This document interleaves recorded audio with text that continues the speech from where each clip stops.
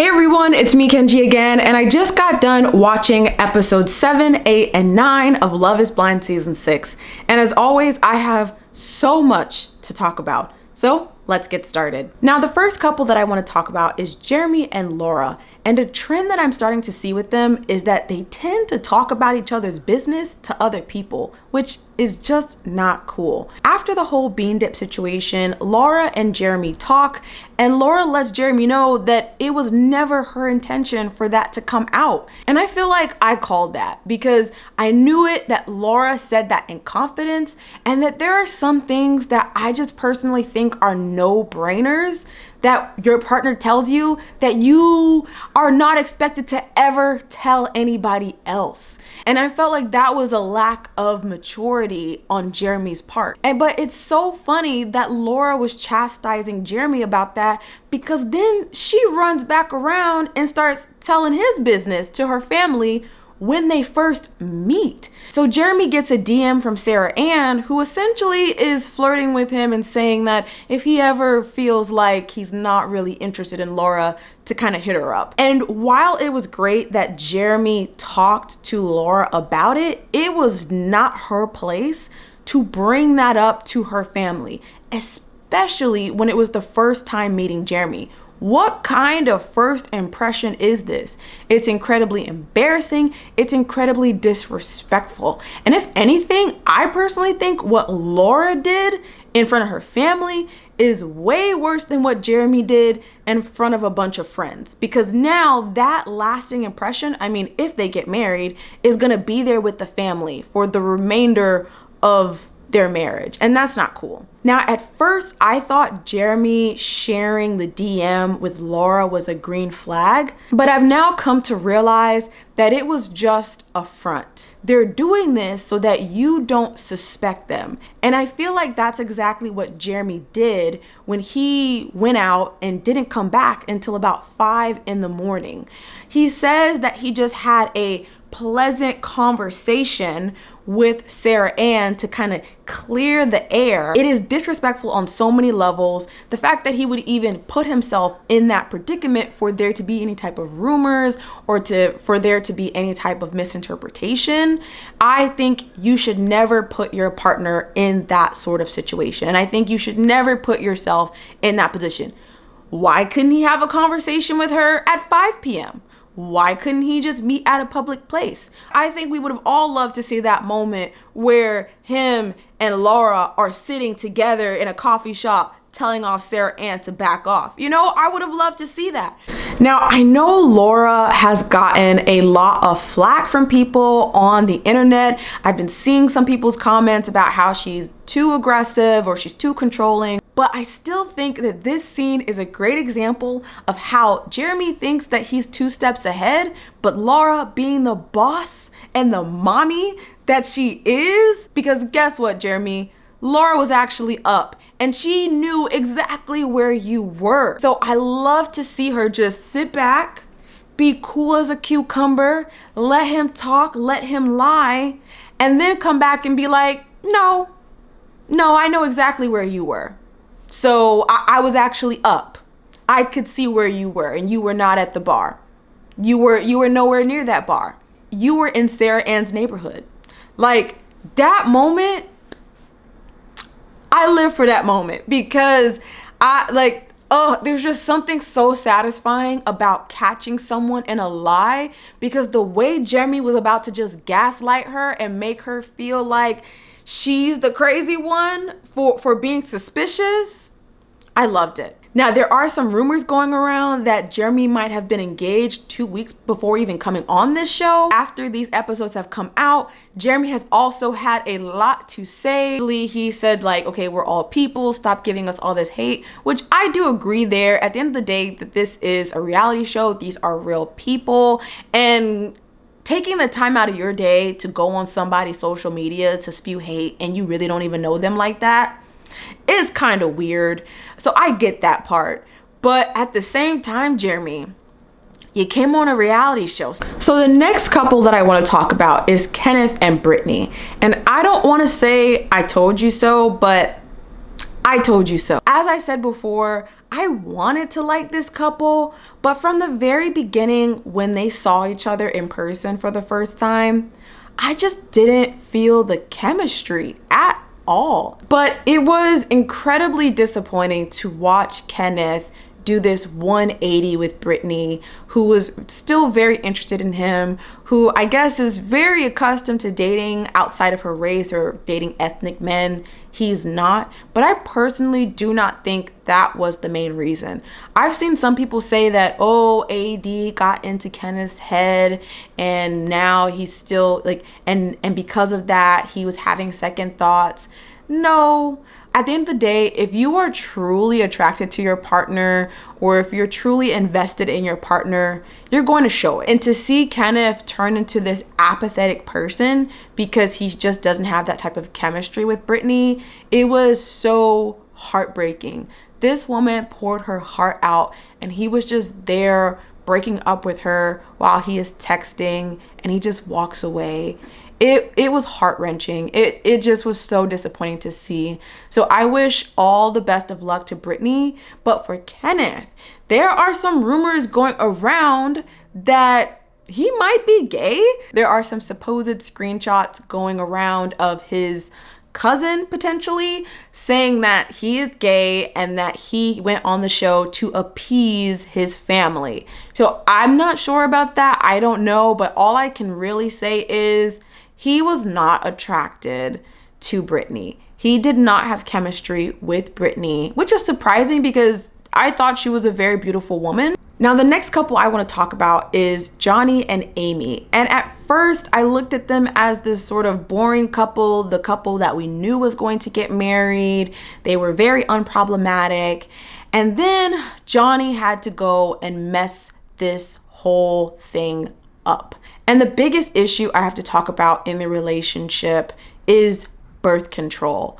I am actually pleasantly surprised that a discussion like this has made it on reality TV just because it's important to have, but the insensitive nature that Johnny has towards Amy, it's disappointing, but it's not surprising. Unfortunately, in our society, there is a greater emphasis on women to lead and direct when it comes to birth control. On the other hand, when it comes to men, all they really have is a condom, pulling out, or a vasectomy. Now, I've always had this perception that men are a bit more oblivious to all the different types of birth control because they don't have to really think about it. They don't have to really care about it. And what I found interesting with Johnny is that he mentions all of his exes have been on some type of birth control and they all have had very adverse reactions to it. And it just hurts to see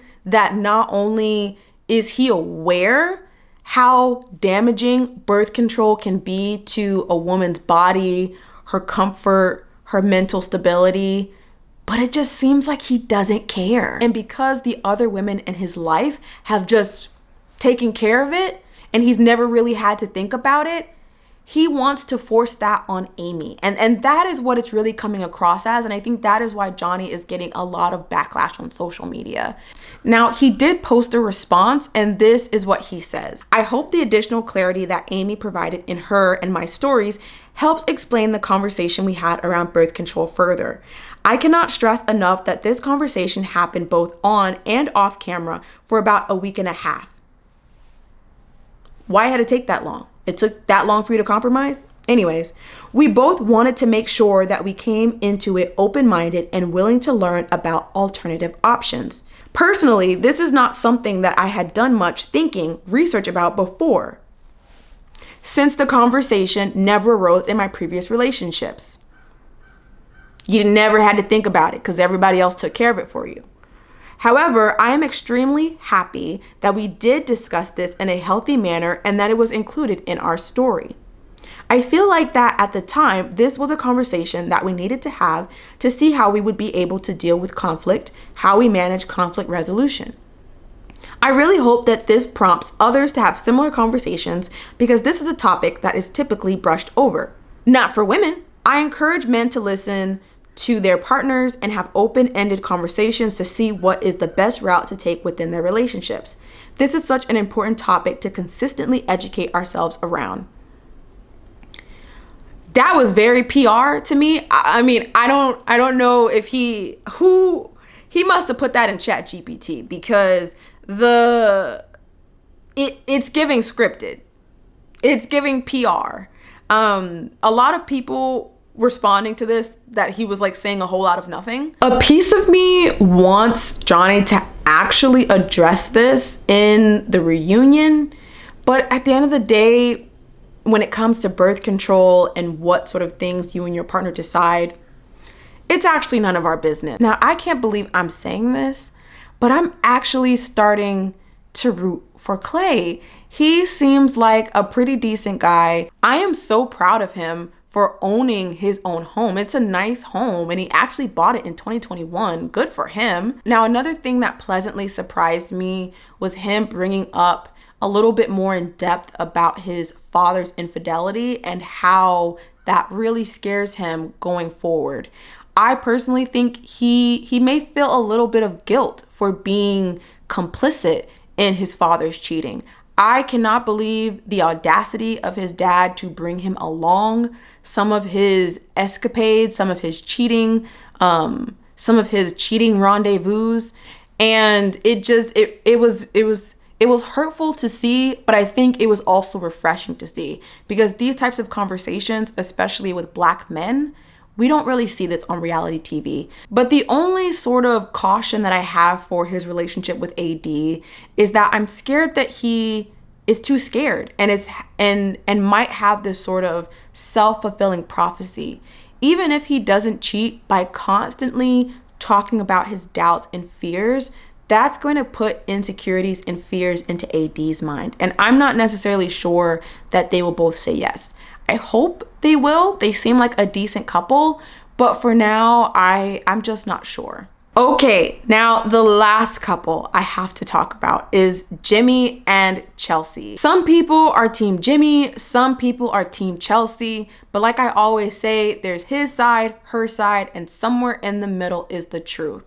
One of the biggest problems in these episodes is Jimmy feeling as though Chelsea is being too clingy, or Chelsea just talking too much and trying to overcompensate the relationship in the eyes of other people when it comes to telling people that he has such a big penis, or that he was this hot commodity that all the girls wanted, which no, nobody really wanted Jimmy. I think only Jessica. Or even trying to showcase to her friends and her family how much of an amazing relationship that she has with Jimmy. We also learn that Jimmy got to see Jessica's picture. And I personally think that the day that Jimmy saw Jessica's picture, that, like she said, he needed that EpiPen, and he was choking and he was upset and probably thinking about, well, wow, what if I would have chosen Jessica?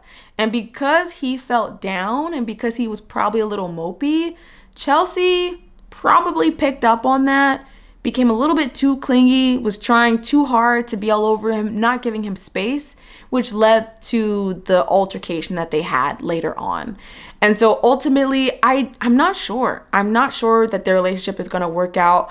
I personally think that Chelsea needs to spend more time working on herself, not trying to prove anything to anybody else, not trying to overcompensate, trying to love herself a bit more. And Jimmy, I think Jimmy just has a wandering eye. So yeah, everyone, that is all I've had to say about episodes 7, 8, and 9. At this point, the only green flags would have to be Brittany, and then Amy, and then Clay is kind of like a yellow flag to me. But other than that, wow. And stay tuned for my next video where I'll be breaking down the remaining episodes. All right, thanks for watching, everyone. Bye.